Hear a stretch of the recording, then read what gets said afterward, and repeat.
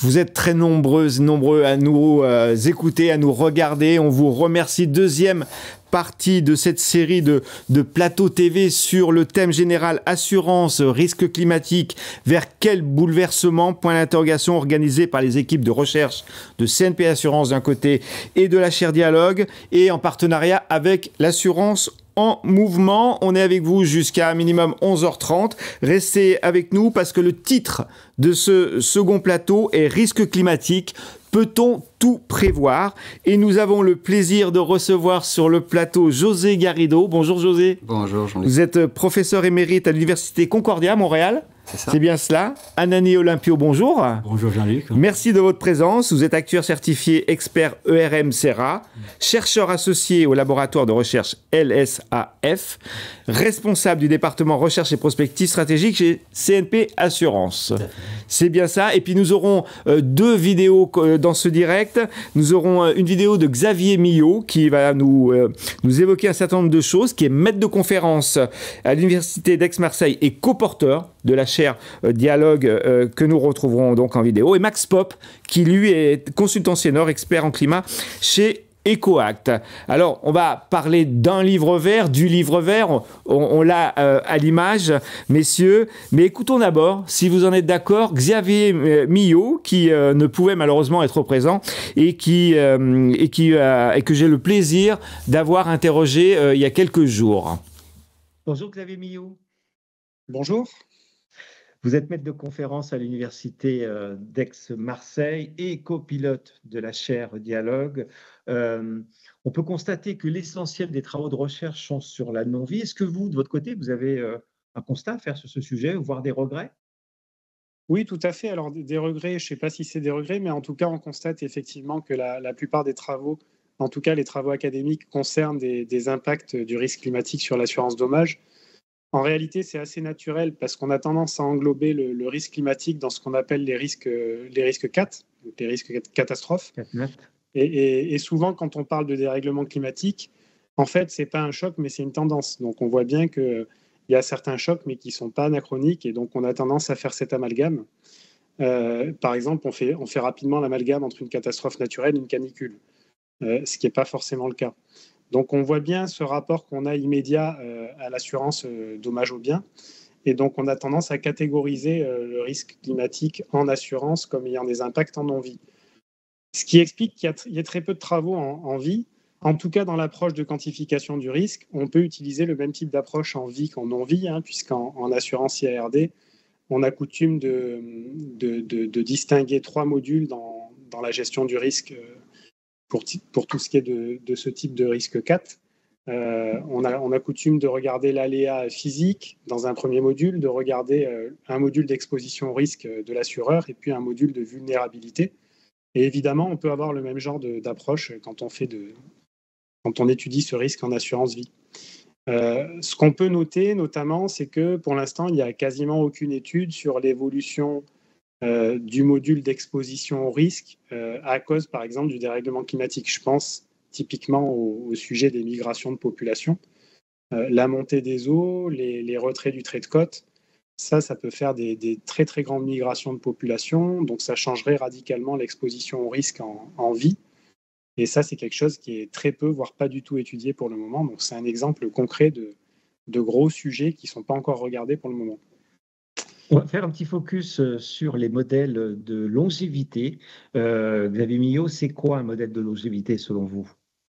Alors, un modèle de longévité, c'est une extension de ce qu'on a coutume d'appeler la mortalité, c'est-à-dire que les actuaires, depuis la nuit des temps, en tout cas depuis qu'il y a des actuaires, ont l'habitude de travailler avec des tables de mortalité. Une table de mortalité, c'est un objet relativement simple qui donne les taux de décès en fonction de l'âge.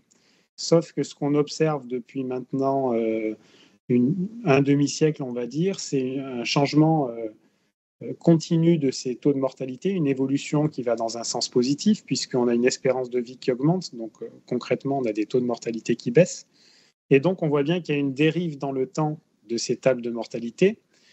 Et ça nécessite du coup d'avoir une dimension prospective de la vision de ces tables de mortalité. Donc ça, c'est quelque chose qui est fourni par les modèles de longévité qui permettent d'avoir du coup une dimension temporelle de la table de mortalité avec une évolution des taux de mortalité dans le temps.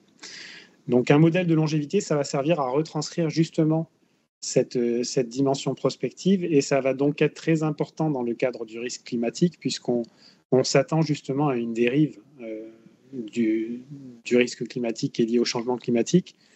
Et cette dérive pourrait être intégrée justement avec cette vision temporelle qu'on peut donc intégrer dans ces tables de mortalité. Donc ça explique le lien naturel qui peut exister entre l'évolution de la mortalité et l'évolution du dérèglement climatique, et du coup la modélisation qu'on peut faire entre les deux. Quelles sont les perspectives et peut-être les limites, vous allez nous le dire, de ces modèles de longévité? Alors, il y a plusieurs limites. Évidemment, je ne vais pas être exhaustif, mais déjà, la première limite, c'est qu'un modèle est faux. Par définition, un modèle est faux. Donc, ça n'est qu'une retranscription de la réalité la plus fidèle possible. Donc, ça, déjà, c'est une première limite que je vais rementionner un petit peu plus loin. On a une deuxième limite, c'est qu'un modèle statistique, puisque ce sont des modèles statistiques, ça ne donne des prévisions que dans un champ de valeurs qui a été en fait à l'origine de sa construction. Ce que je sous-entends par là, c'est que si jamais on a des changements structurels dans l'avenir, des changements de fond, ils ne vont pas être captés par les prévisions du modèle. Hein, si on change radicalement de régime, le modèle va être complètement incapable de prédire ceci. On peut peut-être s'attendre justement à ce type de changements assez radicaux dans le cadre d'un risque comme le risque climatique.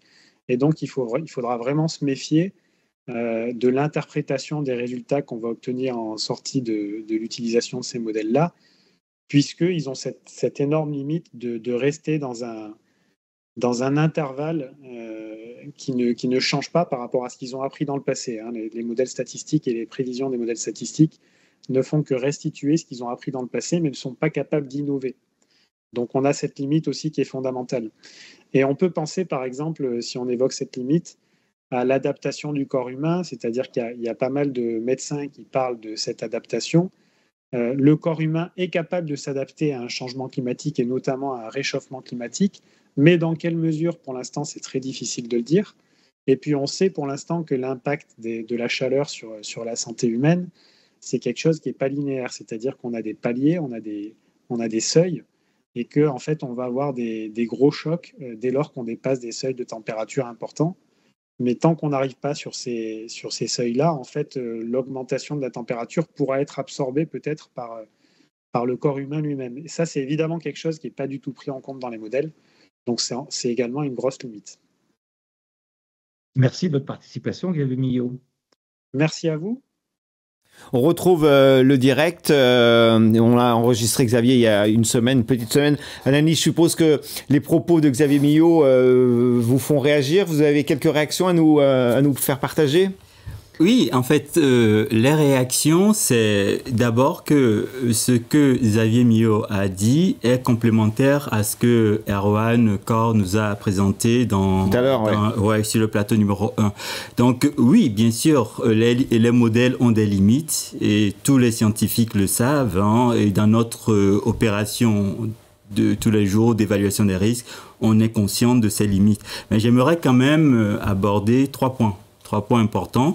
Et la première chose, c'est que ce n'est pas parce que les modèles sont limités qu'on doit s'arrêter là, puisqu'on a effectivement besoin, ça a été rappelé aussi par notre directrice générale, Marie-Laure Thépaut et Florence Lussmann, qu'on a besoin des moyens pour pouvoir évaluer le risque. Et c'est ce qu'on a essayé de faire avec toute l'équipe et José qui est sur le plateau, et Xavier Millot et d'autres chercheurs, pour proposer par exemple un indice climatique actuariel adapté aux données françaises. Donc on doit continuer avec humilité, il faut toujours l'avoir en tant que chercheur, mais avec détermination, parce qu'on a des données, il y a des choses qui se passent et on peut avancer ensemble. Donc ça, c'est le premier point.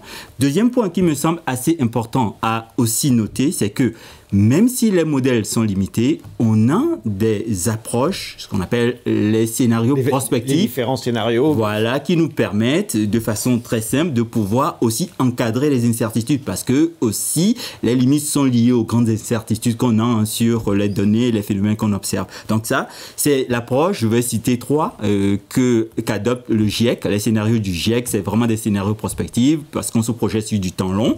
Deuxième point que je peux citer, qui me vient à la tête, c'est les exercices du climat de la CPR, de la Banque de France, et qui concernaient tous les acteurs du secteur, et qu'on a fait en 2020, et comme en 2023, CNP a participé comme les autres acteurs à cet exercice, et on a tiré de grandes leçons des enseignements sur la vulnérabilité des assureurs face à ce risque lié au changement climatique. Bien sûr, on va regarder 2 types de risques, les risques qu'on appelle les risques dits physiques, c'est les choses qu'on voit, c'est les catastrophes qui augmentent, par exemple en fréquence et en intensité et effectivement en charge sinistre pour nous en fait, en sévérité. Et puis il y a les risques de transition qui sont des risques qui sont liés au fait que si on veut aller vers une économie plus verte, donc une économie plus bas carbone, bien sûr il y aura des coûts financiers pour les entreprises. Et puis le dernier point que je veux citer, c'est aussi les questions autour de l'estimation de l'introduction de ces changements climatiques dans les modèles et pour les assurances de personnes. Marie-Aude a eu l'occasion de le dire tout à l'heure, même si aujourd'hui on n'a pas un effet immédiat, cela ne veut pas dire que dans le long terme, on n'aura pas des effets sévères. Et il y a des chiffres qui le présentent tout simplement. Et je peux citer, par exemple, le fait que de plus en plus de publications font état de ces changements importants. Par exemple, Lancet, vous connaissez bien, ce journal qui publie, scientifique, qui publie pas mal de choses autour de la santé, et montre quelques chiffres que moi je trouve vraiment pertinents. Et dans cette publication, Lancet dit, entre 1990 et 2000, on a assisté à une augmentation de 85% du nombre de décès des plus de 65 ans. Okay, dans le contexte d'un réchauffement climatique. Alors que si on n'avait pas ce contexte, on serait autour de 35%. C'est énorme, c'est plus 50%. Okay? Donc, deuxième chose, ça c'est le constat. Deuxième chose, Lancet dit dans son rapport, dans un monde de plus de 2 degrés Celsius, ce qui va se passer, c'est qu'on doit s'attendre à 4,7 fois plus de morts annuelles de la chaleur. Avec d'autres conséquences, 2 fois le nombre de nombre d'heures de travail perdues, 2 fois plus en fait. Okay? Et puis, plus 500 millions de personnes en insécurité alimentaire. Voilà, un certain nombre d'éléments qui nous montrent que le sujet est important. Trouver des mesures adaptées par rapport aux données qu'on a sont importants pour pouvoir aider de toute façon la profession, mais aussi la fixation d'objectifs de politique publique. Alors tout à l'heure, on verra d'ailleurs un reportage sur climat et santé humaine, tout de suite après ce plateau. L'aspect humain, Marie-Aude Tecco, on a parlé tout à l'heure, Florence Lussmann également, on a parlé, Anani. Quels sont les impacts directs du changement climatique sur la santé, sur la vie humaine? Est-ce que vous pouvez nous le dire?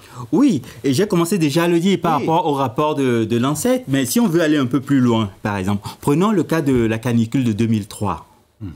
En Europe, on a constaté plus de 70 000 décès, dont 15 000 en France. On voit directement le coût humain du changement climatique. Okay? Bien sûr, ça touche énormément les personnes de plus de 65 ans, mais rien n'empêche qu'avec les dépassements de seuil, on puisse toucher des populations de tranches d'âge plus basses. Donc, c'est quelque chose qu'il faut avoir en tête. Si on continue, l'été 2022, c'est l'été qui a été considéré comme l'un des étés les plus chauds, en fait, en Europe, enregistré en Europe. Et j'ai les chiffres aussi en face et donnés par un des services européens, donc Copernicus, qui dit qu'on observe autour de 61 000 décès attribuables à cette chaleur estivale sur le continent européen, en considérant 35 pays.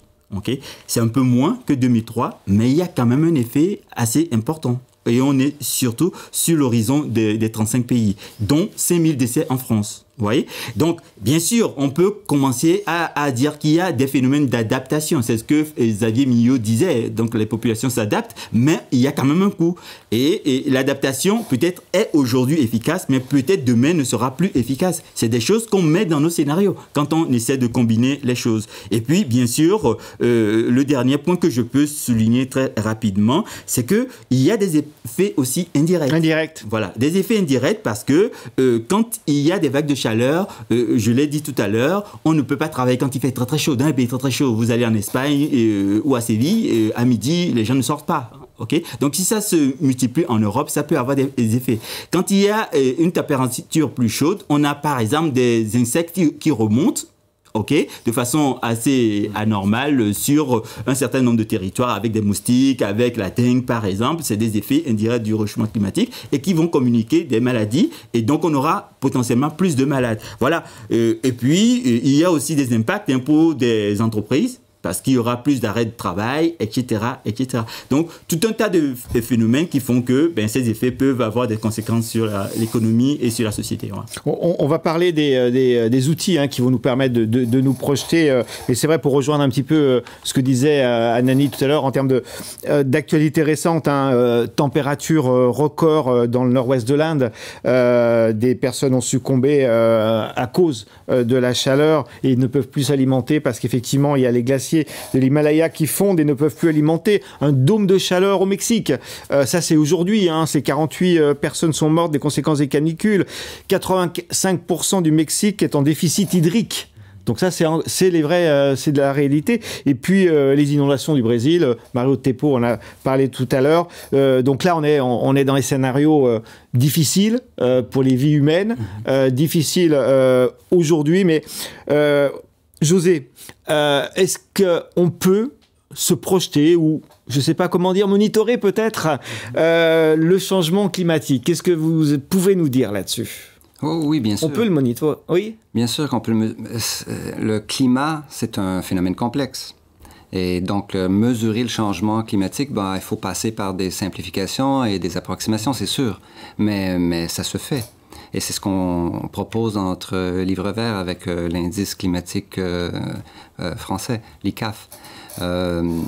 C'est un outil qui permet d'abord, un outil éducatif, de vulgariser un phénomène complexe. Donc, de le mesurer, ça nous donne une idée de l'ampleur du changement, mais aussi de monitorer sa progression dans le temps. Et donc, c'est disons, le premier rôle de mesurer un indice.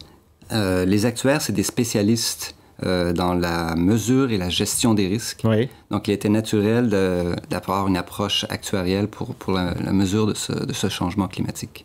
On va retrouver quelques éléments dans le livre vert. Vous allez nous en parler tout à l'heure. Anani, on va écouter avant cela Max Popp, qui est expert en modèle climatique, que j'ai également, parce qu'il ne pouvait se rejoindre à nous aujourd'hui, que j'ai interviewé à distance. Max Popp nous parle des modèles de climat, de leurs points forts et parfois aussi des limites, mais on sait qu'il en existe. Écoutons Max Popp. Bonjour Max Popp. Bonjour Jean-Luc. On va parler du climat et bien sûr avec vous, expert des modèles de climat. Tout d'abord, c'est quoi un modèle de climat, Max ? Donc, un modèle de climat, c'est une représentation du système Terre, notamment de l'atmosphère et de l'océan, grâce à des équations qui sont fondées sur la physique ou sur des principes physiques robustes comme la conservation de l'énergie ou la dynamique des fluides. Les modèles nous permettent de faire évoluer dans le temps des variables importantes comme la température, les pressions ou encore les précipitations. Donc, pour résoudre ces équations, nous nous servons d'ordinateurs. Donc, c'est des calculs très intensifs. Pour s'imaginer de quelle manière sont faites donc, ces simulations, nous pouvons aussi prendre comme exemple qui est assez similaire les prévisions météorologiques. C'est-à-dire, pendant une prévision, vous avez un état de l'atmosphère, donc la météo aujourd'hui, et vous essayez de voir l'évolution sur quelques jours pour faire une prédiction. La différence est donc que quand vous faites une prévision météorologique, vous voulez connaître la météo exacte, tandis que dans le climat, vous voulez plus avoir une idée de la statistique en fait, du climat, c'est-à-dire le nombre de jours de canicule, par exemple, les précipitations moyennes, ou par exemple voilà, les jours de sécheresse et tout ça, le nombre de jours de sécheresse. Donc, dans une simulation du climat, vous essayez d'avoir une représentation réaliste de l'ensemble des phénomènes météorologiques. Dans ces représentations réalistes, est-ce qu'il y a quand même des incertitudes Oui, donc il y a 3 sources d'incertitude. Une fois, il y a un aspect humain, c'est-à-dire nous ne savons pas quelles seront par exemple les émissions de gaz à effet de serre demain, et ces émissions ont un impact après sur le climat, sur ce que les modèles vont faire. Donc pour répondre à cela, il y a des approches par scénario dans lesquelles nous pouvons regarder des scénarios avec plus ou moins d'émissions qui donc entraîneront un réchauffement plus ou moins important. Il y a aussi le facteur du modèle, donc c'est aussi une source. La raison est qu'aujourd'hui, nous ne pouvons pas simuler chaque molécule parce que nous n'avons pas la puissance de calcul pour ça. Et donc, il faut faire des approximations à un moment et ça introduit de l'incertitude. Et après, il y a aussi une incertitude dans l'état initial, c'est-à-dire aujourd'hui, vous ne pouvez pas mesurer ce que fait chaque molécule dans l'atmosphère. Et donc, vous partez aussi d'un état où il y a une certaine incertitude qui ne sert pas très importante, mais qui peut avoir un impact. Pour terminer sur les limites des modèles, peut-être, Max Faure, ou alors les points forts? Les points forts, c'est qu'aujourd'hui, les modèles nous permettent vraiment de représenter beaucoup de phénomènes de manière réaliste. Ils nous permettent de faire de la recherche et ils nous permettent aussi de tester des hypothèses et de regarder ce qui peut passer dans le futur. Aujourd'hui, le problème, c'est surtout les petites échelles, notamment parce que nous n'avons donc pas la puissance de calcul. Et ça peut être un problème, notamment dans les phénomènes où les petites échelles viennent avoir un impact sur les grandes échelles, comme par exemple dans les nuages. Merci Max, à très bientôt. Merci. On se retrouve pour le direct, vous êtes très nombreux à nous suivre. José, pour continuer cette conversation, est-ce que les analyses des évolutions climatiques sont sous contrôle en ce moment ou pas? Bon, oui, du moins on l'essaie. Avec notre indice, par exemple, j'ai parlé tout à l'heure du premier rôle qui était plutôt de prise de conscience éducatif, mais c'est sûr qu'à part l'ampleur du changement, il faut aussi mesurer la rapidité de sa progression. Et donc, avec cet indice, c'est un peu... Pour parler d'un indice qui est plus connu du grand public, c'est similaire à ce qu'on fait avec l'indice des prix à la consommation. Ah, ça, c'est une bonne comparaison, en fait, qui permet de bien comprendre, en fait, la mécanique. Voilà, parce que l'IPC, ce que ça fait, c'est que ça compare le prix d'un panier de biens et de services et comment il progresse dans le temps. On fait la même chose avec notre ICAF, notre indice climatique. Ce qu'on fait, c'est on construit un panier d'événements extrêmes, d'événements climatiques extrêmes et de mesures de changement du niveau de la mer. Et on suit la progression de cet indice dans le temps. Ça nous donne une idée de la rapidité de ces changements. Donc, c'est une forme de mesure. C'est important de pouvoir le comparer et que tout le monde puisse comprendre cet outil. Alors José, dans le livre vert qui sort aujourd'hui, les indices se concentrent sur les événements climatiques extrêmes plutôt que sur les moyennes. Pourquoi ce choix? Oui, parce que on parle d'impact en assurance, d'impact sur les populations, et ce qui coûte cher autant aux assurés qu'aux assureurs, c'est les extrêmes et non les moyennes. On peut même été avoir des précipitations abondantes qui font qu'il y a des inondations suivies d'une sécheresse au mois d'août qui génère des coûts. Si on prend la température moyenne sur la saison, peut-être qu'elle va être normale. Donc, c'est vraiment les extrêmes sur lesquels on doit mettre l'emphase quand on mesure l'impact en assurance. Alors, lors des études réalisées par l'équipe de recherche de la chaire Dialogue, quelles sont concrètement les évolutions que vous avez observées, José Garrido? Bon, on a mesuré autant les fluctuations à court terme comparées à une période de référence qui, à la rigueur, dans notre cas, c'est les 30 ans de 1961 à 1990. Et on compare les anomalies par rapport à cette période de référence depuis, donc les 30 ans par la suite. Je pense que Florence en a parlé aussi plus tôt ce matin. Alors, l'image qu'on voit, c'est pas l'indice au complet, c'est un exemple. Une des variables qui composent l'indice, c'est les températures maximales extrêmes. Donc là, une échelle de 2011 à 2020, je crois, hein, c'est ça, hein? Voilà, ben, on fait le calcul chaque saison, depuis toutes ces années, mais simplement à titre illustratif, il y a un intervalle d'à peu près 5 ans entre les trois graphiques. La période de référence, elle est calibrée pour que la moyenne soit la couleur que vous voyez à 0, une moyenne nulle. Et ce qu'on voit, c'est la progression par rapport à cette moyenne depuis. Je parle de la moyenne des températures extrêmes, hein? Ouais. Et puis, on voit bien que les couleurs deviennent de plus en plus rouges, donc de plus en plus loin de la moyenne de la période de référence. Voilà, le rouge, c'est quand on s'écarte de la moyenne, hein? Vers le haut. Vers le haut, bien sûr. Donc, cet indice est aussi calculé de façon à ce qu'une valeur qui augmente dans l'indice, ça veut dire un accroissement dans la fréquence de ces événements extrêmes. En l'occurrence, dans ce cas-ci, c'est les températures maximales par jour. Et puis, c'est important de voir qu'on peut régionaliser dans notre indice. On a pu avoir des données à très haute résolution. Et donc, on peut régionaliser et voir l'évolution différente d'une région à l'autre de la France qui permet sa vulnérabilité. Exactement. Donc, on peut s'adapter de façon distincte selon les besoins et aussi couvrir de façon distincte. Alors moi, je suis un tout petit peu curieux, hein. Vous êtes des experts, des spécialistes. Comment sont établies ces modélisations prédictives dont vous parlez depuis tout à l'heure? Sur quelle base de temps prend-on? Est-ce qu'on prend 30 ans? Est-ce qu'on prend un siècle? Dites-nous, José. Bon, ici, on a pris, comme j'ai dit, un cycle de 30 ans. Simplement, c'est un peu l'histoire, on reviendra là-dessus tout à l'heure, un peu l'histoire de ces indices. Le premier qui avait été calculé, ben, ça représentait à peu près 30 ans de période de référence et on avait 30 ans par la suite pour voir comment on se comparait à la période de référence. Donc, parce qu'ils utilisaient des données qui avaient 60 ans, on pourrait revenir là-dessus, étudier l'effet du choix de la période de référence. Certaines variables, les cycles sont plus longs que 30 ans. On a entendu dire que pour le niveau de la mer, par exemple, les cycles plus courants sont de l'ordre de 50 ans. Donc, ça, c'est des études qui vont venir. Dans ce premier livre vert sur le changement climatique, on a quand même utilisé la méthodologie où on a fait ce choix de la même période de référence que l'indice nord-américain.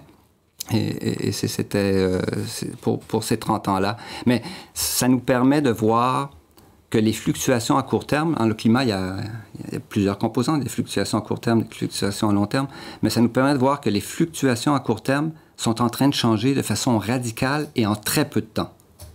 Donc, c'est cet aspect-là que cet indice illustre.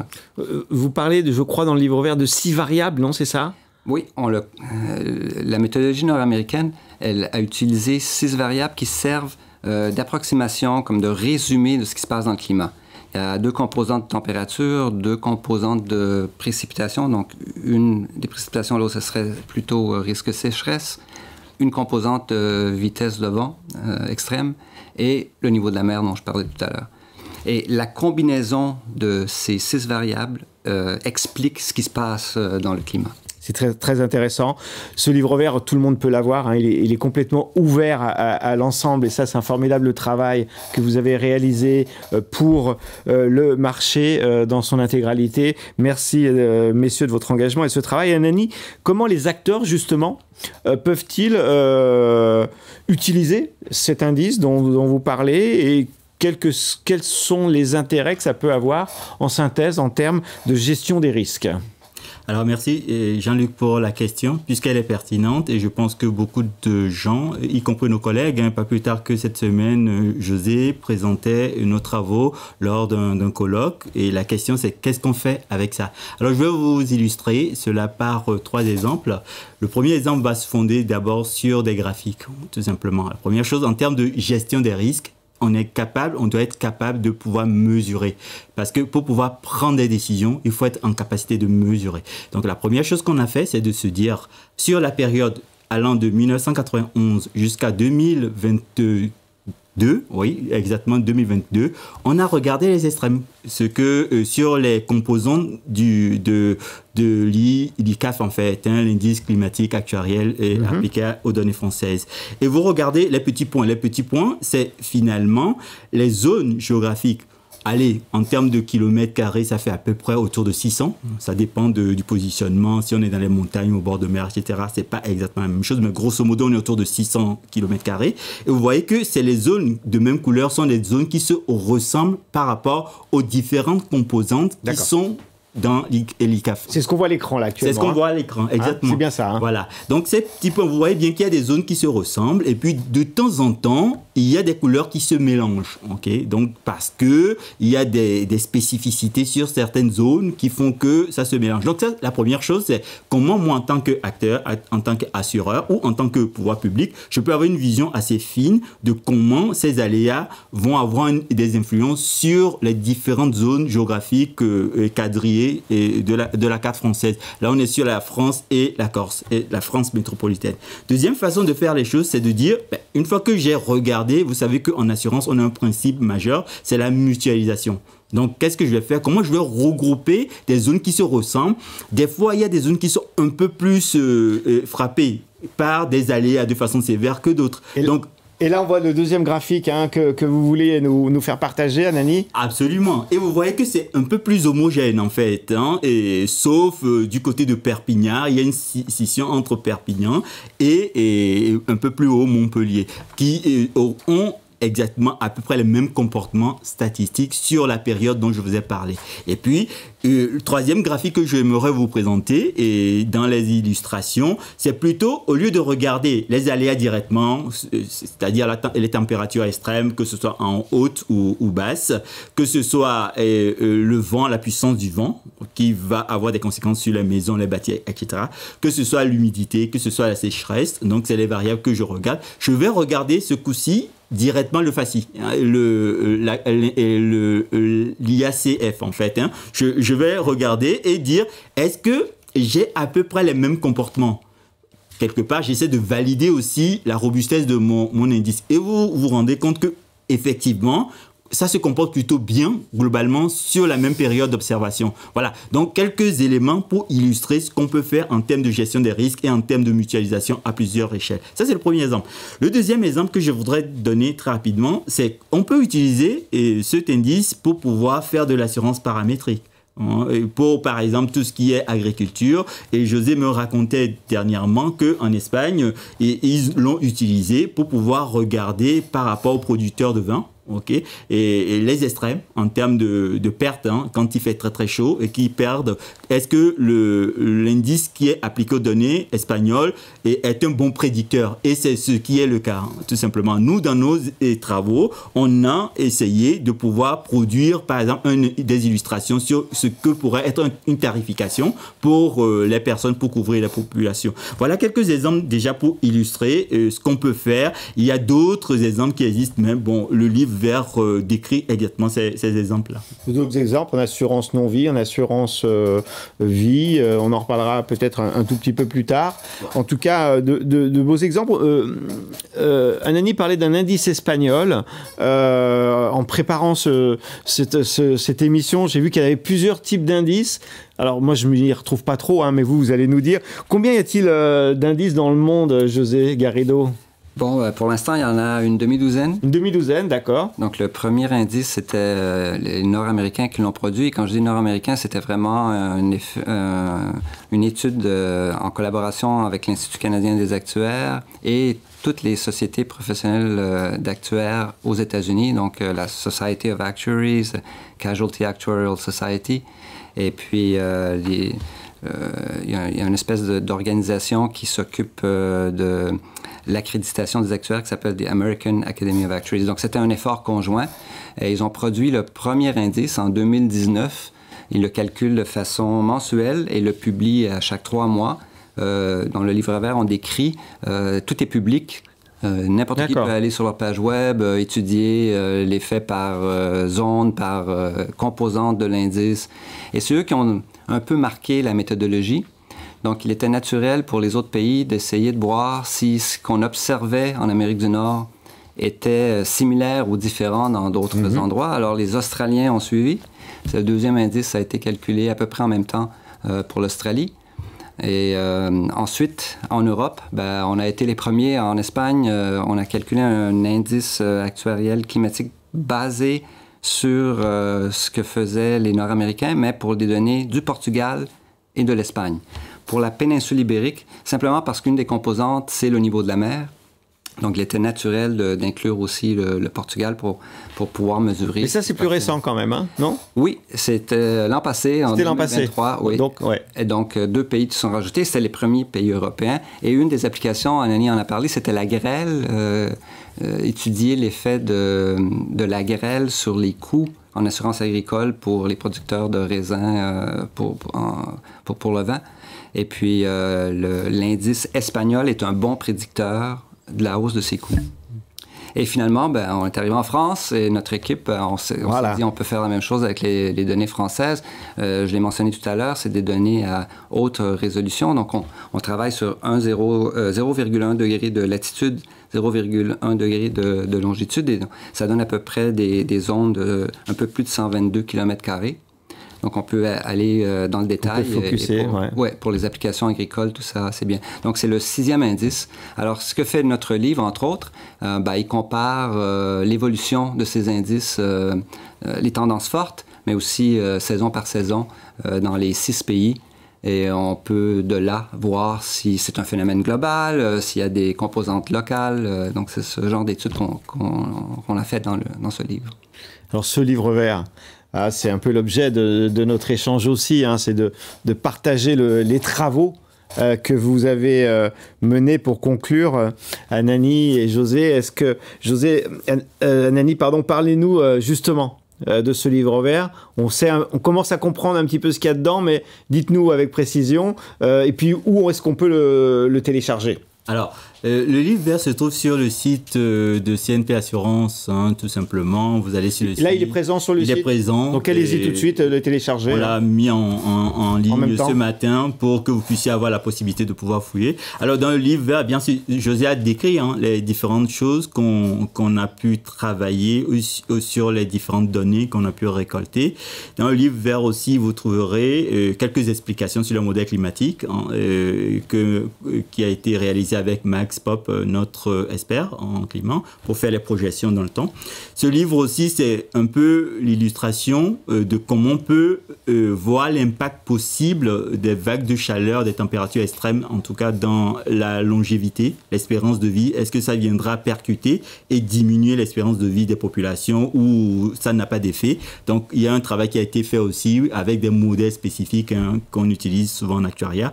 Et donc, d'autres sujets sont en cours. Et l'Espagne, on l'a vu, le travail a été fait en France, on vient de l'adapter. On est déjà en train de travailler sur l'Italie. On va travailler aussi sur le Brésil, qui est un peu plus complexe parce que c'est vraiment un très, très grand pays. Donc, on a d'autres pays. L'idée, c'est de cartographier l'Europe et de cartographier partout où CNP a des enjeux, en tout cas en termes de protection des populations.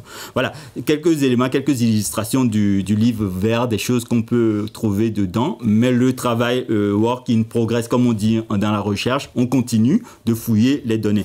Donc, ce que je suis en train de dire par là, c'est que pour nous, il est nécessaire de continuer de produire de la connaissance parce que c'est comme cela qu'on va pouvoir inspirer, on va pouvoir mettre à disposition des outils efficaces et des outils simples à comprendre. Et c'est ça notre pédagogie aussi. Deuxième chose, il me semble qu'il est important de relever, c'est que il faut continuer de faire de la prévention. Et dans tout cela, l'adaptation vient aussi de la prévention. Donc, informer, comme l'a dit José tout à l'heure, former aussi les gens et puis transformer notre économie vers sur une économie bas carbone qui est nécessaire aussi pour pouvoir endiguer un certain nombre de fléaux. Et puis, le troisième et le dernier point pour moi, c'est la mesure. Continuer de déployer cet indice un peu partout en Europe, un peu partout dans le monde, dès qu'on a des données. Pourquoi? Parce que quand on mesure, on est capable de pouvoir évaluer. Et quand on est capable d'évaluer, on est capable de proposer des couvertures d'assurance en vie, assurance vie ou non-vie. Et puis, finalement, ça nous donne la possibilité de pouvoir repousser les limites de l'assurabilité qui est chère à CNP. Et c'est pour cela qu'on met autant d'énergie, en fait. Et à certains acteurs du secteur en général. Absolument. José, qu'est-ce qu'on peut dire sur ce livre vert? Anani en a beaucoup parlé. Qu'est-ce que vous pourriez nous dire pour compléter? Oui, bon, juste le mot de la fin. Premièrement, merci de le diffuser parce que le premier rôle pour ce livre, c'est...